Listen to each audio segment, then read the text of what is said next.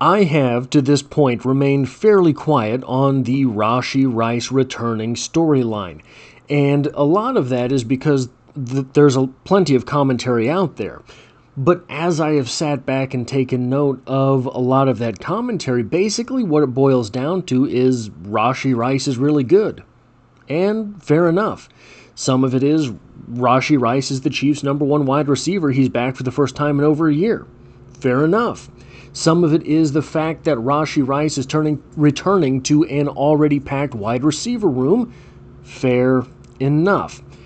I think, however, if you dig down just a little bit deeper, there are some interesting wrinkles that Rashi Rice returning to the lineup enables the Chiefs to exploit. Now, I'm going to intro this because what I like to do here is have a source, some numbers, and an opinion. That's how I like to sort of set up these videos. But what we're going to be talking about does have a little bit to do with what Sam McDowell has put out there for the Kansas City Star in an article titled, "What Rashi Rice's Return Really Means for the Kansas City Chiefs," from the Kansas City Star by Sam McDowell. We get the following. In 3 games last season, Rice totaled 186 yards after the catch, according to FTN's tracking. The second most in the NFL, 138. That is 50 yards more than number 2. Rice was lapping the entire league. It wasn't a mirage. That's been a misconception about Rice. No, it isn't a small sample size. Before the 3-game breakout to open last year, he took off in the back half of his rookie season. Over his final 6 games as a rookie, combined with his initial 3 before injury last year, a total of 9, which is half a season, Rashi Rice led the NFL in yards after catch. Literally, nobody better. So what does this mean? What does this enable the Chiefs' offense to do? Well, Rashi Rice's specialty was catching the ball at or near the line of scrimmage and making someone tackle him. This is not easy. This is not a simple task. Rashi Rice is a strong guy. Rashi Rice likes to play bully ball. This means you have to have at least one defender, probably the opposing cornerback, right, closer to the line of scrimmage. But it is also likely to draw that safety outside of the hash on the Rashi Rice side of the field, because Rice is a strong wide receiver. Rashi Rice can break tackles. So if you have your safety in the middle of the field, you have your cornerback at the line of scrimmage, Rashi Rice catches the ball and breaks one tackle, it spells disaster for your defense. This leaves, so here's the hash marks, your safety has to come out here, it leaves this area of the field between the hash marks vulnerable to posts and go routes. Well, the Kansas City Chiefs just happen to have 3 wide receivers in Hollywood Brown, Tyquan Thornton, and Xavier Worthy who have sub 4.3 40-yard dashes.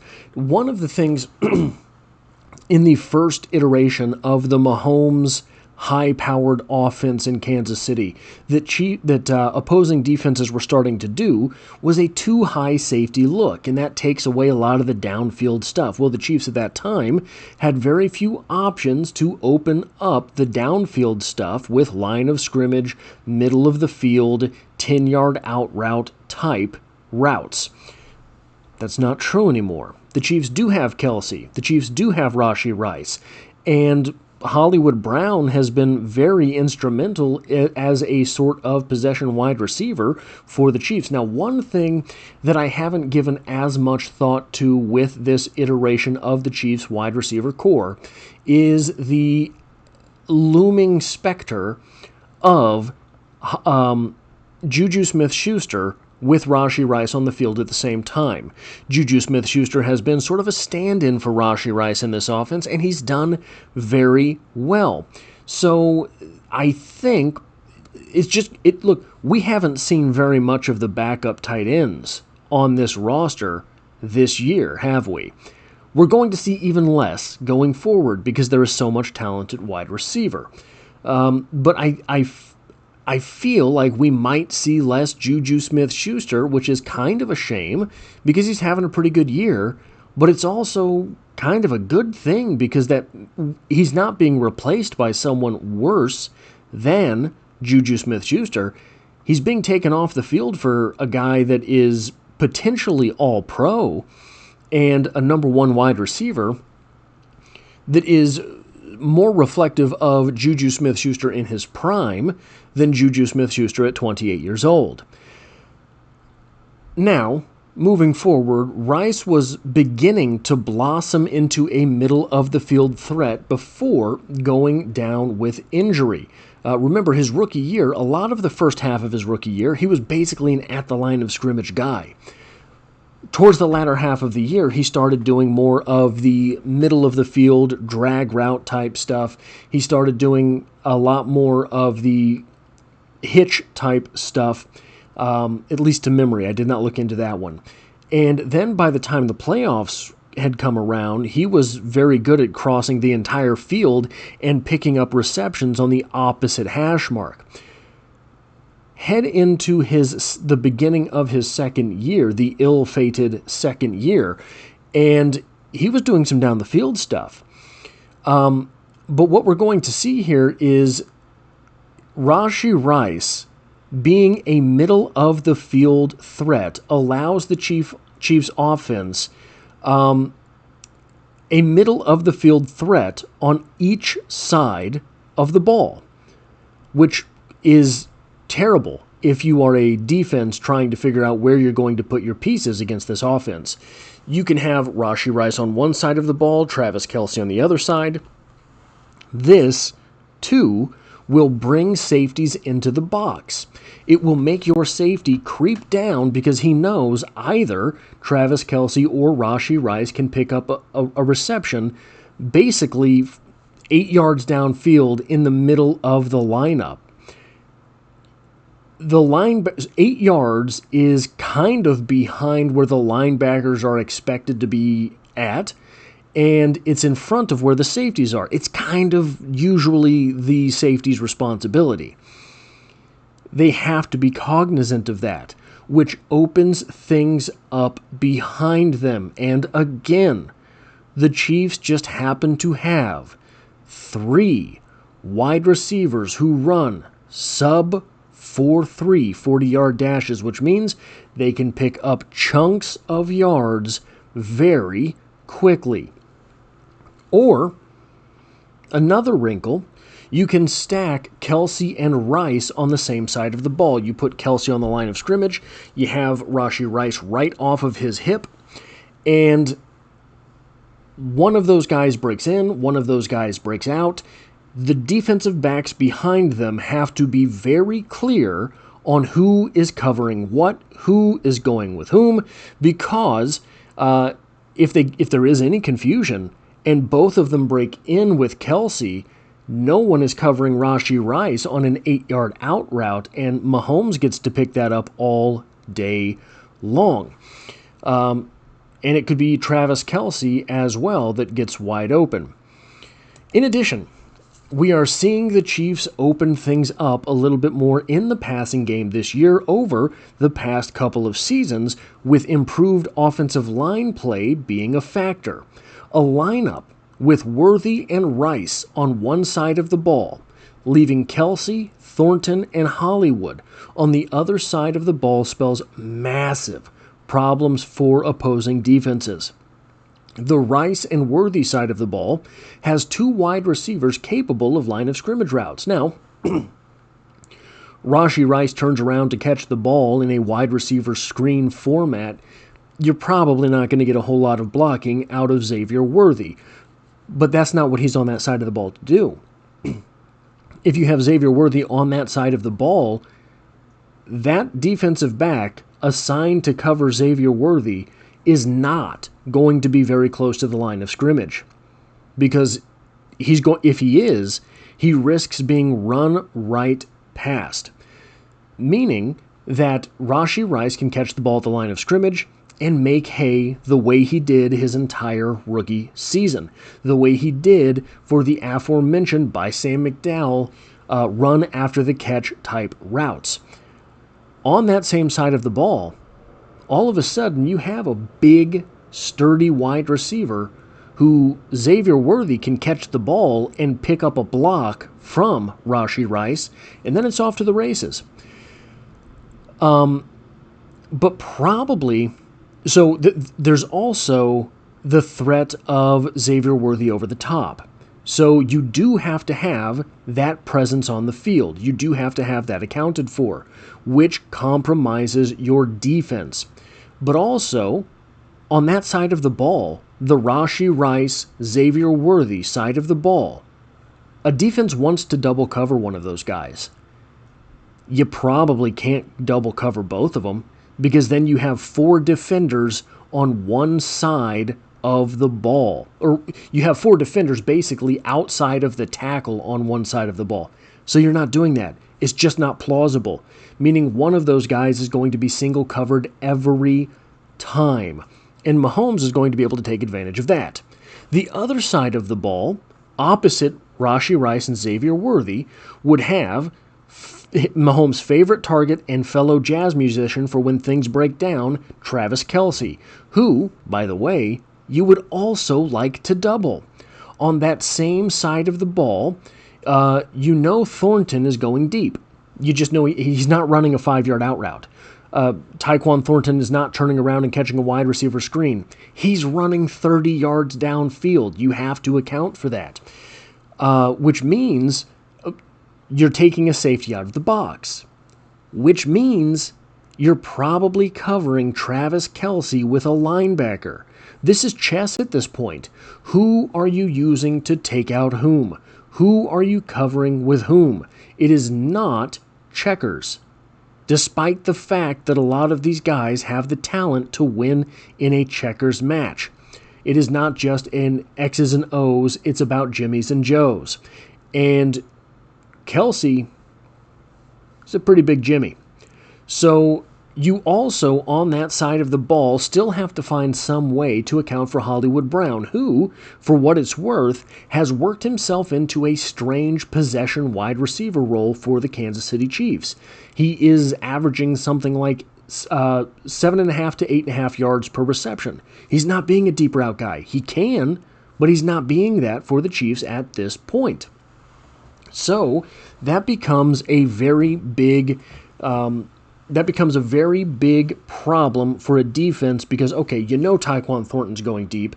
You know Travis Kelce isn't, but you don't know where he's going. And then you have Hollywood Brown, and you know that Andy Reid will have something special cooked up for Hollywood Brown that's going to take advantage of whatever defense it is that you're playing. But here, the drawback here is that in this formation, you've got 4 wide receivers and a tight end. There's no threat of running the ball. There's no running back on the field. Well, there's a couple different things to disprove that. Number one, you can motion Worthy, so you can start with a 4-by-1 split. You've got Kelce on the line, you've got Worthy, Thornton, and Hollywood over here, and you have Rice over here. You can motion pre-snap Worthy to the other side of the ball. Andy Reid loves to do that because it gives Patrick Mahomes a read on what defense is being played.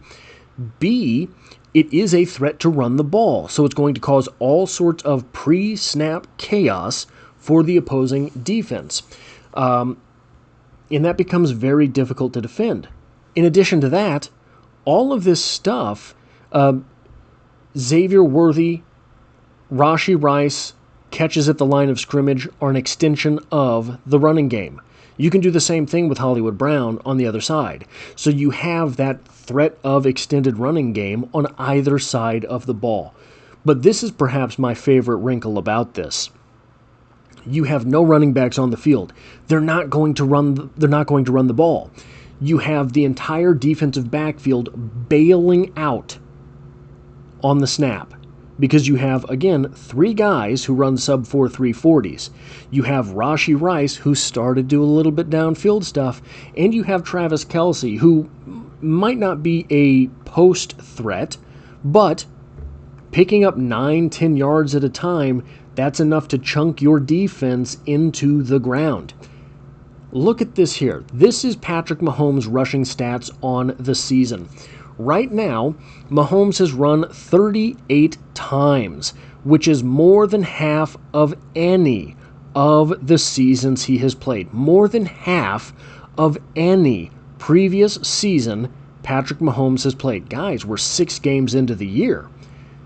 Look at this, 222 yards. He hasn't passed any of his seasons except for his rookie season where he played but 1 game. Or he's passed his 2019 season in rushing statistics already. But he has never broken the 400-yard barrier on an entire season, often ending up between 305 and 350 yards, right? So a couple times he's hit 380. Through 6 games, Patrick Mahomes has 222 rushing yards. He is on pace to have a great rushing season. 6, 12, 18, he's on pace for roughly 620-ish yards on the year.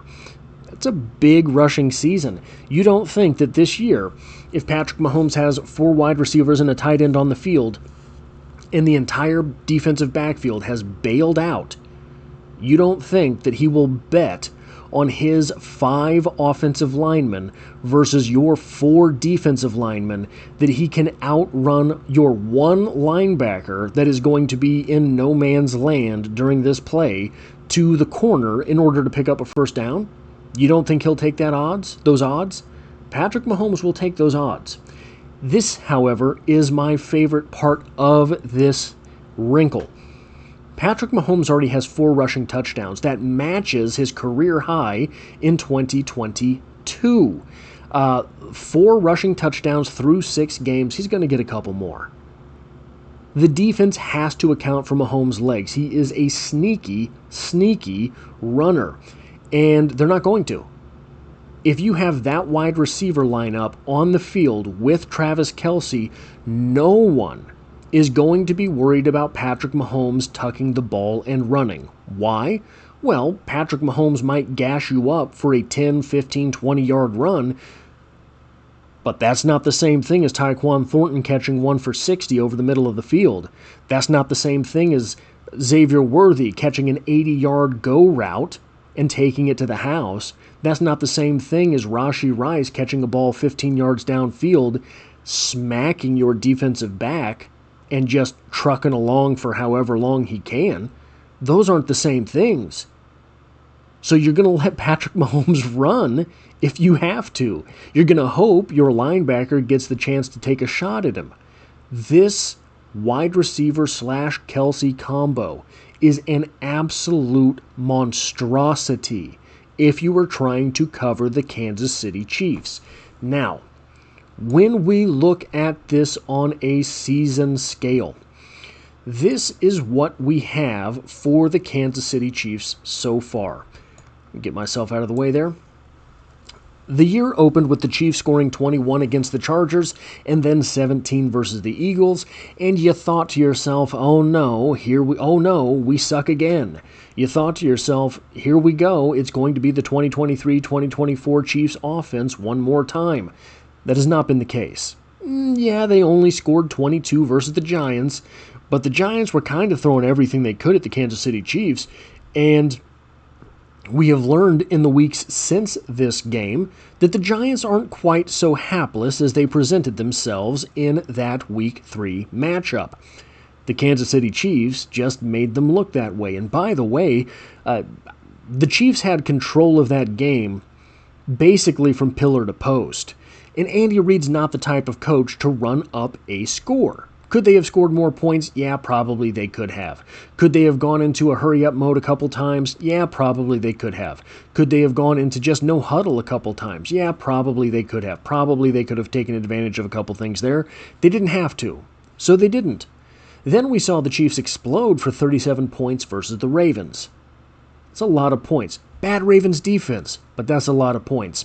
They scored 28 versus the Jaguars in a game where they had hiccups on the offense after jumping out to a pretty big lead, and then they scored 30 against the Lions defense that for all intents and purposes should have, I won't say shut down the Chiefs offense, but should have held them to less than 30.